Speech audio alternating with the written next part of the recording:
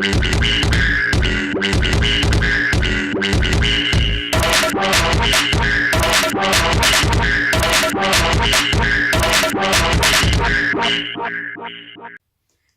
and welcome to that Double D team. I'm D. Today's video is a top 10 list of my favourite personal all-time cartoon shows slash kid shows growing up into adolescence. This is going to be a team challenge, so myself, DIGA and JD are all doing this. Mine will be the first one uploaded, then DIGA's, then JD's. Feel free to watch mine, watch theirs and carry on. Feel free in the comments, let us know what your top 10 is, whose top 10 won, who's as closest to your favourites. Did we miss out any blatant omissions that were right fan favourites from yourself growing up or not? Let's get into it then, shall we? I've gone from 1 to 10 downwards, starting, instead of putting anything in my favourite order, I've gone from the earliest memory slash influence these cartoons had on me growing up.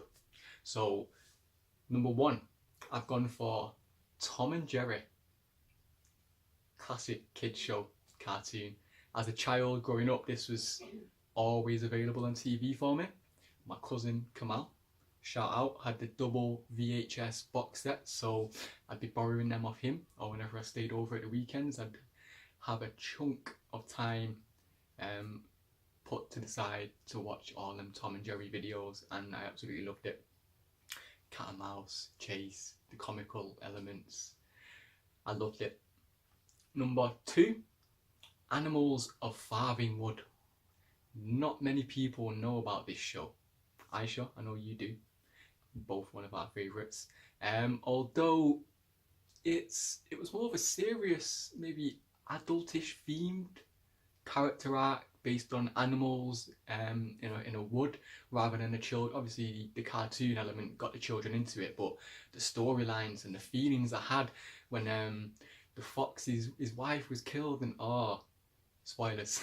Yeah, that was emotional. So yeah, I really loved Animals of Farthing Wood. That was one of my favourite children's shows growing up. If I did have to do a top 5 list, that would definitely be in it. Number 3, Teenage Mutant Ninja Turtles.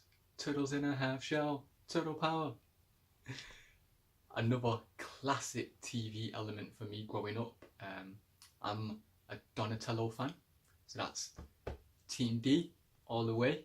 I did like Leonardo as well, because obviously I usually veer towards the leaders in groups, or the most intelligent, which is why Donatello was my guy. But then again, you had the rogue element of Raphael, like a real cool dude. Michelangelo, I didn't really care for. I thought he was literally just comic relief. Sorry Digger, I know he's one of your favourites on your cartoon list, so yeah, we'll have to agree to disagree there and butt heads. But yeah, Mikey was alright, but he was just mainly comic relief for me. Donatello was the smart guy, always the man with a plan, kind of like Cap. So yeah, Teenage Mutant Ninja Turtles, man, absolutely loved it. I had the figures, I had a sleeping bag as a child. It's like my favourite cartoon show. Yeah, got to be on my list. Number 4 and 5 I'm going to do as a tag team, because Saturday mornings, live and kicking, you'd have a double bill of XMen, the animated series, and then Spider-Man, the animated series, which are absolutely epic. Now for all us X-Men fans, the animated TV show, the theme tune alone was just gripping, just hooked you straight away. But then you had Morph, Jubilee, characters that not many millennials nowadays will be aware of as part of the X-Men and the original crew. Obviously Beast as Hank McCoy, the smart one. Gambit as well was a big influence in there. Bishop was in the cartoon shows. Obviously for me, Cyclops was one of my dons, but yeah, Gambit was the other guy. Wolverine was also great. You had Rogue, Storm, Professor X. What can I say? The cartoon shows are putting the films in in shade. But Spider-Man, you had the Madam Web storyline. You had him where he teamed up with the Fantastic Four, the Venom arc, the Carnage storyline. So much to like. The whole Mary Jane going missing, Kraven the Hunter, Mysterio. Like the villains catalogue for Spider-Man is endless. Like there were so many good ones that I just like to watch. I mean, obviously you had the standard Doc Ock, Scorpion, Green Goblin, Hobgoblin, but for me, Kraven the Hunter, Mysterio, and Morbius, they were like my favourite storylines of individual villains rather than a team up of like the Madam Web chess storyboard line, which I think was 6 to 8 parts, but that was great as well. So yeah, Spider-Man and X-Men, 4 and 5. 6, this is when I think you can tell now we're starting to get from childhood to like 10, 11, 12 to early teens. So this is like maybe after after school, coming back home, putting on a TV, deciding whether it's going to be BBC One or CITV to get your selection of cartoons from. A little honourable mention, one of them would have been Freakazoid on ITV back in the day, maybe Samurai Pizza Cats, but the one that drew me to ITV a lot of the time, or after school coming straight on to watch something, was Bucky O'Hare. Captain Bucky O'Hare.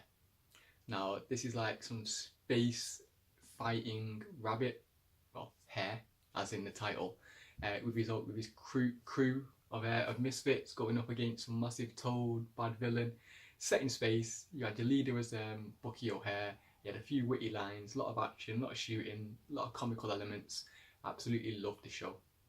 I think as well, not recently, but in the last couple of years, I did actually repurchase maybe I think the DVD for season 1 just to catch up and also try and get my nephew into it. But yeah, Captain Bucky O'Hare, one of my most memorable favourite shows from childhood.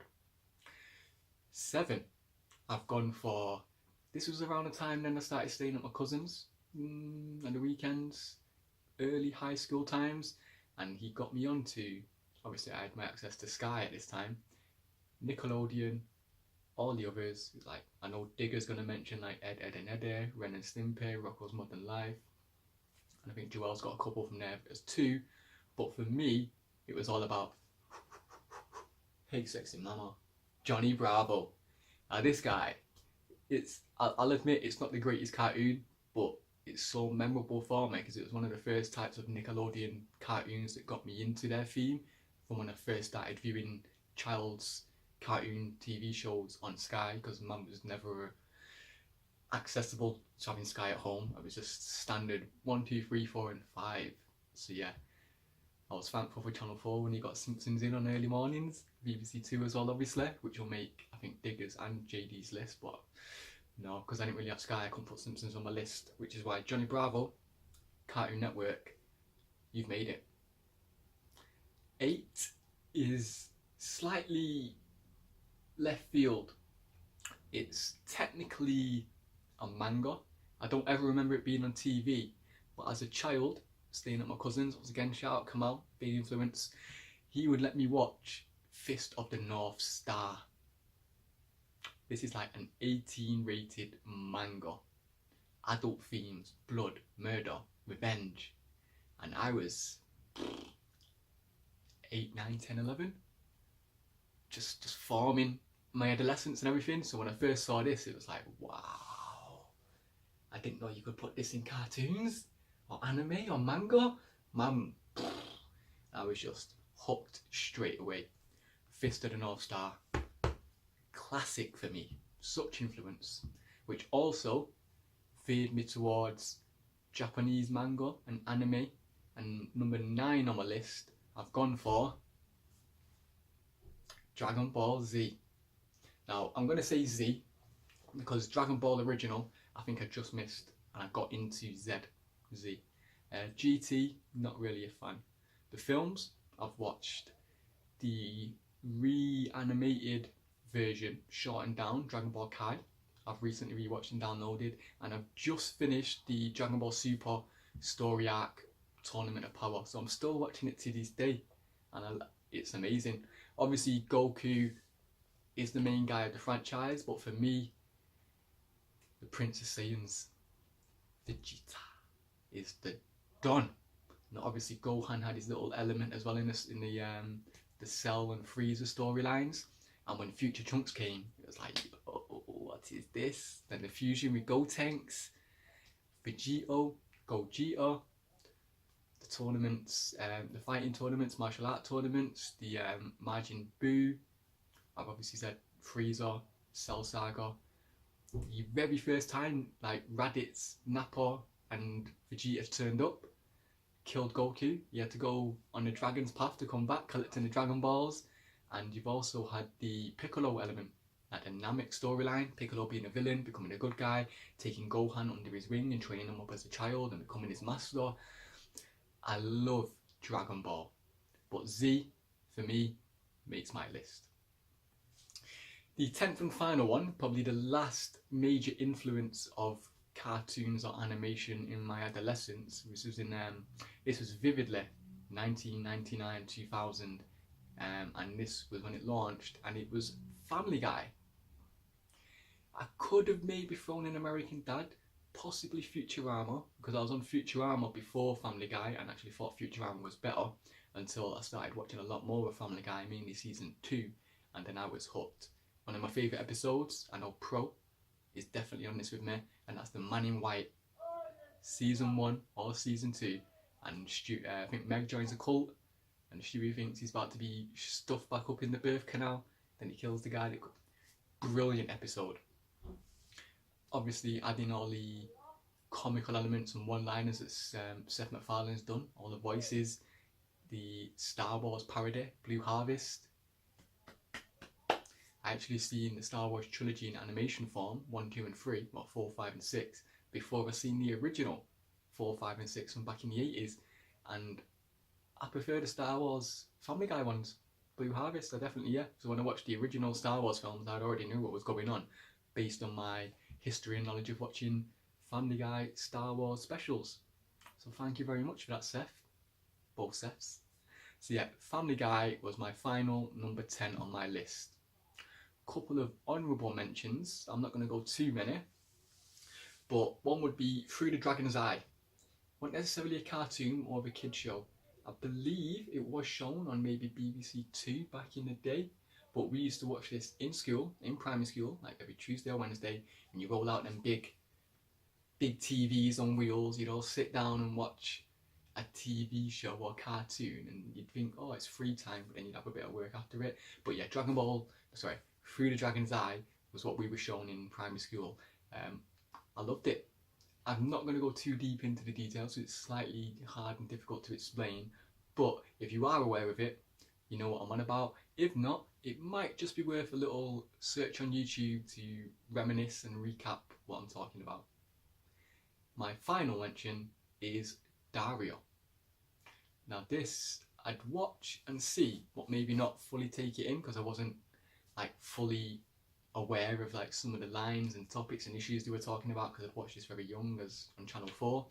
I know DIGA mentioned she was a spin-off from Beavis and Butthead, who, spoiler warning, I think is on his list. I won't give away where in the pecking order, but I really enjoyed Dario. It's something I'm interested to maybe get back into now I'm an adult, to see if I enjoy it a lot more. But yeah, that and Through the Dragon's Eye, special mentions for me. That's my top 10 cartoon / child's kids list, growing up, influential members. This is going to be part 1, my video. Part 2, Diggers will be up next, and then part 3, JD's will also be on the channel. Please like, comment, share and subscribe. Feel free to post your own version of the top 10 in each video down below. Check me out on Twitter and on our Facebook page, which is free to join. Links and bios in the comment section below. Deuces.